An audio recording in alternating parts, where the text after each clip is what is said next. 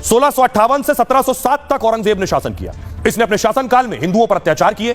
काशी और सोमनाथ जैसे मंदिरों पर को औरंगजेब ने तोड़वाया, हिंदुओं से कर वसूला, हिंदुओं पर कई तरह की पाबंदियां लगाई, हिंदुओं को त्योहार मनाने से रोका, मांस मदिरा के लिए मजबूर किया।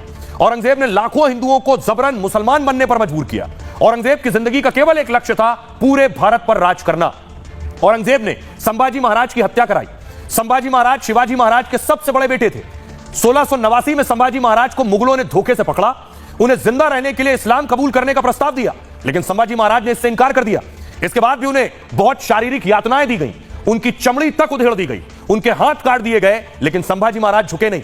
जिसके बाद औरंगजेब ने उन्हें फांसी पर चढ़वा दिया। संभाजी महाराज को छावा भी कहा जाता है। औरंगजेब की हरकत का श्री गुरु तेग बहादुर जी ने विरोध किया, जिसके बाद औरंगजेब ने उन्हें भी मुस्लिम बनने का दबाव डाला। गुरु तेग बहादुर झुके नहीं, कहा शीश कटा लूंगा लेकिन धर्म नहीं छोड़ूंगा। जिसके बाद इस क्रूर शासक ने सबके सामने उनका सिर कटवा दिया। सिर्फ कुछ लोगों का ही नहीं, अपने परिवार के साथ औरंगजेब ने क्या किया, इससे आप समझिए। औरंगजेब का पूरा नाम अबुल मुजफ्फर मुहिउद्दीन मोहम्मद औरंगजेब था और इसका जन्म 4 नवंबर 1618 गुजरात के दोहद में हुआ। मुगल शासक औरंगजेब शाहजहां और मुमताज का बेटा था। औरंगजेब शाहजहां मुमताज का तीसरा बेटा था। दारा शिकोह, शाह शुजा और मुराद बख्श इसके भाई थे। क्या किया इसने कि सत्ता के लिए इसने अपने पिता शाहजहां को कैद करा दिया, भाई दारा शिकोह की हत्या करा दी, मुराद को भी जहर देकर मार दिया, क्योंकि जहांगीर की मौत के बाद आगरा की सत्ता शाहजहां के पास थी। शाहजहां ने अपने तीसरे बेटे औरंगजेब को दक्कन का सूबेदार बना दिया। शाहजहां ने औरंगजेब को अफगानिस्तान का भी सूबेदार बना दिया। बाद में उसकी हरकतों से परेशान होकर उसे सूबेदार के पद से हटा दिया। जिसके बाद औरंगजेब को लगा कि आगरा का शासन उसके भाई को मिल जाएगा। इसी से खफा होकर पिता को कैद कर दिया और भाइयों की हत्या करवा दी। उसके बाद खुद का राज्याभिषेक कराया और शासक बन गया। औरंगजेब की मौत बुंदेलखंड के वीर छत्रसाल की वजह से हुई। वीर छत्रसाल ने युद्ध के दौरान उसके शरीर को जख्मी कर दिया था, जिसके बाद वो कई महीने तक बिस्तर पर तड़पता रहा। तड़प तड़प कर 1707 ईस्वी में उसकी मौत हो गई। आइए अब आपको सुनवाता हूं, सुनिए जरा बाबा बागेश्वर क्या कह रहे हैं और रामदेव क्या कह रहे हैं।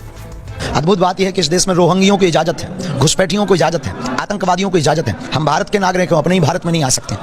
तो निश्चित रूप से जिन्हें इन लोगों को, ऐसे लोगों को जिनको हमसे दिक्कत, संतों से दिक्कत, मंदिरों से दिक्कत, राम से दिक्कत, राम सेतु से दिक्कत, वो देशद्रोही हैं जो देश को तोड़ने की बात कर रहे हैं। वो देशद्रोही है जो गजवाई हिंद चाहते हैं। वो देशद्रोही है कि मुसलमानों पर बयान देने से डरते हैं पर हिंदुओं पर कमेंट करने से डरते नहीं हैं। तो देशद्रोही है। ऐसे लोगों को ना हम छोड़ेंगे, ना कभी उन्हें बख्शेंगे।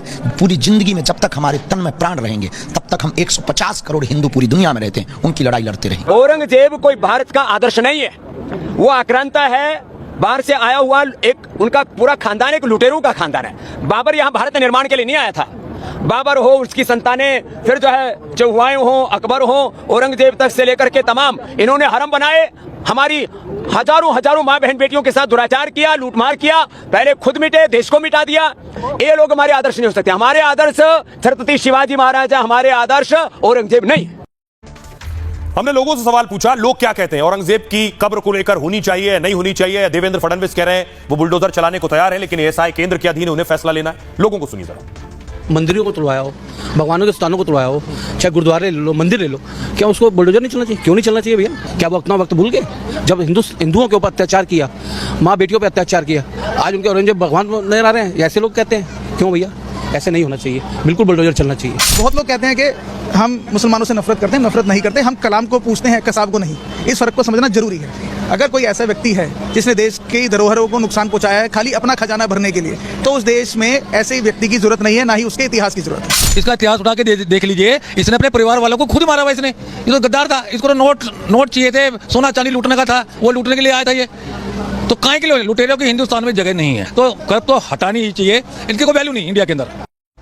आइए अब आपको मिलवाने जा रहा हूं उन क्रूर शासकों से। औरंगजेब की तरह कुछ और शासक जो दुनिया में हुए, वो कौन से थे जो औरंगजेब से कम नहीं थे? चंगेज खान मंगोल शासक था। 1162 से 1227 तक इसने शासन किया।